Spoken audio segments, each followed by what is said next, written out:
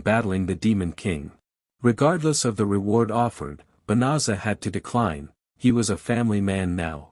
Returning home that evening, Funli, upon hearing about Banaza's abilities, grew anxious. With Banaza's talent to perform any magic after seeing it once, she feared he might return to his former world. Overwhelmed, she confronted him in bed, seeking reassurance that he wouldn't abandon her. Banaza now had the capability to use both human and demon magic. Funli feared that he could return to his old world, especially since he had donated all his earnings to the town ravaged by the sorceress Damari. She felt lost at the thought of him leaving, without parents and no longer a member of the demon clan. Funli begged Banaza to take her with him. Amused by her naivete, Banaza laughed, embracing her and promising never to leave. He explained that he couldn't take her to his old world, where racial discrimination was rampant, and Funli wouldn't survive there. Once again, Banaza asked Funli if she would officially become his wife. Previously it was just a title, but now it was a genuine proposal. Blushing furiously, Funli threw her arms around Banaza, eagerly accepting. They then proceeded to consummate their marriage for the first time as an official couple, with Funli wanting Banaza to be true to himself. The next day, it was evident from Funli's face that she was extremely happy. Her beaming smile while cooking spoke volumes. At this point, Haya shared more information with Banaza. She explained that, despite his abilities, Banaza couldn't return to his former world. Even with his ability to use demon magic, such a return was impossible. Haya detailed the reasons, while Funli blushed, embarrassed by the sudden mention of such private matters. Was Haya implying she had witnessed their intimate moment? Without hesitation, Haya admitted to it, asserting her duty as Banaza's servant to always protect him. This led Banaza to sternly reprimand Haya for invading their privacy, and an embarrassed Funli, unable to control her emotions, threatened Haya with a knife. The group Barirosa, witnessing all this, felt a sense of fear and awe. The floor, barely touched, was spotlessly clean thanks to Haya, while Funli took charge of the cooking.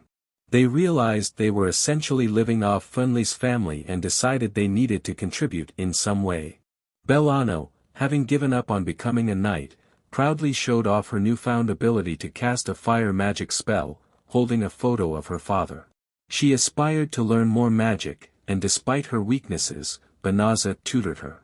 Now confident, Bellano enrolled in a magic academy. She received a certificate as a 7th-level defensive magician, which allowed her to study further magic courses for free and teach other students, earning her salary in the process. Bellano's transformation into a teacher inspired admiration in others. Barirosa strived to become stronger, Blossom took up farming, but Burilai didn't seem to have a clear role, though she was currently helping Blossom with the farm work. Suddenly, a horse charged into their garden, brought there by Barirosa, who was reluctant to harm it. If left unchecked, the horse would destroy their forest. At that moment, Burilai transformed the ferocious beast back into a rabbit, calming the horse that was frightened by its earlier form. She then mounted the horse, attempting to tame it, and eventually succeeded. This newfound ability of Burilai to tame horses astonished Barirosa. Only then did Burilai notice the vast empty land around their house, all purchased by Banaza. It dawned on Burilai what she could do to contribute to the family. She and her group immediately rushed into the house to lay out their plan to Banaza. She wanted to expand Blossom's garden, using a part of the vegetables and selling them in the market. Moreover, Burilai planned to start a magical beast horse farm, so Banaza wouldn't need to hire a carriage for market trips anymore. Though the plan would be costly, Banaza considered it an investment in them, on the condition that they give him 30% of their earnings. This would alleviate their guilt. After finalizing the deal, it was time to start exploring. Banaza introduced Blossom to some useful plant species and wanted to use magic to manipulate the weather for better crop growth. Blossom immediately refused, not wanting to rely on Banaza forever. Playa then volunteered to replace Banaza in this task, but Blossom refused again, until Bellano showed up. Until now, she thought magic was only for combat. This was a chance for Belaine to witness the wonder of magic. Out of options, Blossom agreed to let Playa help. Barbarossa could assist in the farming, but she never forgot her goal of becoming a level B adventurer. That night, Barbarossa had an unbelievable dream where she became the wife of the current demon king, Gull. Waking up terrified and blushing, she wondered how she could have such a dream. Meanwhile, the hero and his servant were evading the kingdom's pursuit after stealing a considerable amount of money from the royal treasury, including a very luxurious-looking box, which surprisingly contained a shovel. Damari, now trapped in Haya's soul, had recently witnessed an intriguing human spectacle, sparking her interest. She decided to use Damari as her experiment, tying him to a bed. Damari then realized Haya's intention, explaining that such acts could only happen between a man and a woman who loved each other. Haya didn't care much, as a demon of time and space, she transcended gender concepts. With a flick, Haya transformed into a boy, shocking Damari, who then vehemently refused and pushed Haya out of his own soul world. Back in the present, Haya became curious about Lady Fanl, wondering exactly why she loved their master Banaza. After some thought, Funli concluded it was because Banaza was so innocent. In Funli's wolf tribe, marriage decisions are made through combat, and having been utterly defeated by Banaza, she chose him as her husband as the easier option. However, this turned out to be not a loss at all. By Banaza's side, Funli felt a lot, from warmth to the love he had for her. The two discussed this while Banaza, sitting right next to them, heard everything, eventually speaking up to remind everyone to stop. Meanwhile, at the royal castle, everyone, including the Grand Princess, learned that Banaza had donated 100,000 gold coins to the destroyed town. Most of that gold, produced to reward heroes, was now returned by Banaza, proving he would never accept the royal family's irresponsibility towards him. Recently, Banaza had been associating with many demons, and they couldn't let him side with them. The Grand Princess decided to seek Banaza's forgiveness herself. Just as she was about to depart, a soldier brought news. They found a box in the forest, where the former blonde hero was hiding, which turned out to be a legendary shovel capable of creating a deep hole from which even the Demon King couldn't escape. Holding this, they had no hope of catching the former hero, so the Grand Princess reduced the manpower in his pursuit, focusing on finding the true hero instead. The blonde hero and his maid, currently hiding in a hole, were evading pursuit. Although no longer a hero, Suya was willing to follow him, partly to avoid jail and partly because she found the blonde hero cool. As for Demon King Gull, he kept sending Eulymius to find Banaza. Eulymius couldn't find Banaza and thought he had left the kingdom, but the Demon King disagreed. The teleportation spell only allowed Banaza to move to places he had visited before, and as someone new to this world, he couldn't have left the kingdom. Eulymius then suggested invading the capital city. Though the purification spell was still active, sacrificing a pack of demons would open a direct path to the capital. Gull immediately refused, sticking to his ideal of not winning by sacrificing his own kind. The conversation between Gull and Eulymius was overheard by a succubus demon. As a demon queen, she couldn't let such weakness continue and reported back to Uegard, Gull's younger brother. This infuriated Uegard, who was upset with his brother for always seeking to negotiate with humans, contrary to a demon king's rule of being warlike and bloodthirsty. Just conquering a small kingdom was taking too long for him.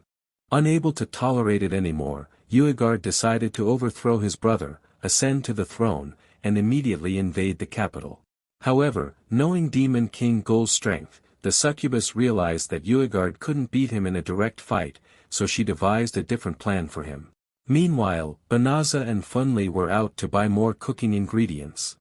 With so many good items available, Funli couldn't wait to get cooking. It was then that Banaza discovered that the store he partnered with was facing problems. Due to the demon army's invasion, the store's warehouse, located outside the purified area of the capital, had lost everything. The business partners were also struggling, leaving no option but to close the store. Although Banaza wanted to help, he understood it was a natural consequence of war and believed that Mrs. Fendi would overcome this challenging phase. Suddenly, Barirosa appeared, excitedly inviting them to lunch to celebrate her promotion to a higher adventurer rank and to thank Banaza's family for their support. Banaza and Funli agreed, seeing it as a way to celebrate Barbarossa's achievement. Just then, Haya appeared in front of Banaza, sensing a powerful demon nearby and wanting to protect her master. Fortunately, it was just Gul. Recognizing him, Banaza pushed Haya aside to welcome him. Upon learning they were about to dine out, Gul requested to join them. The group headed to a restaurant, where Gul found the human world's food diverse and more to his taste compared to the demon realm's cuisine, which didn't suit his palate. Moreover, Gul's reason for visiting was to try and recruit Banaza into his army. Barbarossa, not wanting to lose her current life, immediately objected, despite her fear. This defiance only increased Gul's interest in Barbarossa. He declared to everyone that as a demon king, he must regulate to improve the lives of his people, not just be a tyrant who knows only slaughter. However, this would be challenging in a society where strength is absolute. After the meal, the group happily walked home, the conversation with Demon King Gul enlightening Banaza on many issues, especially the fair treatment of individuals, which he found relieving. Absent-mindedly, he hugged Funli from behind, only to find Princess Elizabeth waiting for them at their house. Elizabeth's visit surprised Banaza, but he was not interested in her reasons. If she came to ask him to become a hero, he would refuse outright. However, Elizabeth was there to apologize. Banaza led her into the house for a private conversation, but Funli immediately refused to leave, saying the capital had mistreated Banaza enough and she would not accept any further scheming. Elizabeth insisted she had no ill intentions and only wanted to apologize, especially since Banaza had a powerful demon by his side. Haya checked Elizabeth's belongings, finding no dangerous magical tools, so Banaza asked everyone but Funli, his wife, to leave the room. Elizabeth first apologized for everything, but Banaza, not overly concerned, urged her to get to the main point. Running out of excuses, Elizabeth courageously presented a map of the entire kingdom, with dots representing commanders of each area fighting the Demon King's army. Banaza was surprised by this sensitive information being shared so openly. Elizabeth continued, explaining that the purification spell would soon expire, and at that point, the Demon King's armies would immediately attack the strongholds. Although difficult, she hoped Banaza would help her protect the cities, which enraged Funli. After all the trouble the royal family had caused her husband, Funli was incredulous that Princess Elizabeth still had the audacity to ask for help. Wasn't this just selfishness? Elizabeth continued her explanation, saying that the current king would soon wake up and, knowing his character, he would suspect Banaza of conspiring with the demons in order his capture. This wasn't a threat, Elizabeth insisted, but rather her plan to depose the current king and lead the battle against the demons herself. However, to do this, she needed to prove her capabilities to the other high-ranking officials. Funli was increasingly frustrated, interpreting Elizabeth's words as a mere power grab. Banaza, however, understood Elizabeth's intention. She needed assurance that he wouldn't assist the demon army. The current king had prevented the Demon King's army from invading the capital for the past 30 years. Elizabeth wanted to surpass him this one time, and Banaza agreed to her request. Soon, the purification spell's effect ended, and the Demon King's army, poised for an attack, advanced to ravage the people. Banaza and Funli were at the front lines. Though he hated to admit it, by agreeing to Elizabeth's request, Banaza had already lost. Still, he decided to help her, not wanting the people to suffer. It was time to make the demons retreat, with Banaza leading Funli to confront them. Banaza advised the demon army to turn back, arguing that fighting would only waste energy on both sides. Funli declared to them that they wouldn't be allowed to pass. Suddenly, a cyclops appeared, pushing the other demons aside and directly confronting Funli. He mocked her, stating that although the wolf tribe was known for its strength, Fenrir, one of the 4 attendants of the Demon King, had died too easily, diminishing the tribe's reputation. As an attendant of the next Demon King, Uegard, he vowed not to lose to her. Funli, acknowledging her brother's easy defeat, asked Banaza's permission to battle the Cyclops. She was determined to show him the consequences of underestimating the wolf tribe and teach him a lesson for his insolence. Finley stepped out of the protective barrier to face the Cyclops. Despite his large body, Finley easily dodged and counterattacked, but his defenses were high. The Cyclops, undeterred by Finley's attacks, seemed convinced he couldn't be injured, which annoyed Finley. She proved him wrong instantly. Finley targeted the Cyclops' legs, then used a magical ring to teleport him into the air, causing him to fall back to the ground. Confidently, the Cyclops attempted to strike Finley, but she switched places with him, making him land on his own attack. She then pinned him down with several tree branches. Enraged, the Cyclops ordered his minions to attack, but that was enough for Banaza. He used magic to halt them all, then removed the branches to free the Cyclops. As Banaza had said from the start, he and Finley were there only to prevent the demons from advancing any further, and that was sufficient. Banaza welcomed the demons as potential friends but warned that if they insisted on fighting, they would face his wrath, which visibly frightened them. With no other choice, the demons retreated.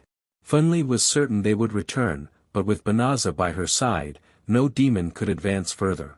The villagers came out to thank Banaza, but he redirected their gratitude to Princess Elizabeth, saying it was she who brought him there to protect them. He then left with Finley. Meanwhile, Eulimenus received news of Uegard's coup against Gull. This forced Gull to return from the front lines to deal with his brother's foolishness. The 4 demon generals gathered at the Demon King's castle to witness the duel between Gull and Uegard. As Uegard had challenged, they couldn't intervene. They reassured Eulimenus that Demon King Gull wouldn't lose a one-on-one battle. Recently, Gull had been neglecting his duties, and with a traitor in their midst, this duel was his chance to prove his strength and regain their trust. The 4 of them entered the Demon King's castle, where Succubus Fofui and Uegard were already waiting. Eulimenus expressed his opinion that it was too early for Uegard to ascend to the throne, but Fofui immediately used a spell to silence everyone. Their presence was only to witness the rise of a new demon king. Fofui warned them against any dissent. Eulimenus, enraged, attacked Uegard, refusing to let a traitor sit on Gull's throne. However, Uegard was much stronger than her, and Eulimenus' attacks couldn't reach him. With just a light strike, Uegard sent Eulimenus crashing into a wall. At that moment, Gull returned. Uegard was thrilled to see his brother and challenged Gull for the Demon King's throne. Gull, maintaining his belief, refused to engage in a meaningless fight and questioned Uegard on what he had done wrong. Fofui spoke up, accusing Gull of frequent visits to the human world, violating the Demon King's laws. This, she claimed, was why Uegard sought the throne, to conquer the human world. Gull asked his attendants for their thoughts, but they remained silent, silenced by Fofui's spell. Unperturbed, Gull's aura began to radiate with intense murderous intent. Instead of fighting Uegard, however, he surprisingly abdicated his throne, handing the Demon King's ring to Uegard. He reasoned that if they no longer trusted him, he had no desire to be their king. Uegard, infuriated and feeling belittled, attacked Gull. In response, Gull kicked him in the stomach as retribution for what he had done to Eulimenus. Meanwhile, Barirosa and her uncle, the fierce beast, happily returned home from hunting, only to find Demon King Gull and Eulimenus in their house. About to react, Barirosa was stopped by Banaza, who informed her that Gull and Eulimenus would be staying with them for a while. Banaza hoped Barirosa would help accommodate them during their stay. Barirosa was terrified at the thought of living with a former demon king and wanted to leave immediately. However, her friends pulled her back, urging her to at least listen to Banaza's explanation. They brought her back to the living room, where everyone sat in silence in front of Gull. Gull, trying not to laugh at their fear, informed them that he was no longer the demon king and there was no need for them to worry. Since he had relinquished his throne, Gull couldn't stay in the demon realm and chose to come to the human world, where he knew no one except Banaza. He decided to seek Banaza's help and promised not to harm anyone there. His calm demeanor somewhat eased the others' fears. Finley then questioned why Eulimenus, still a powerful demon, chose to follow Gull. Gul explained that all his former attendants had abandoned their positions to follow him, partly out of respect and partly because he paid them better than Uegard. The group then voted on whether to allow Gul and his companions to stay. Banaza and Funli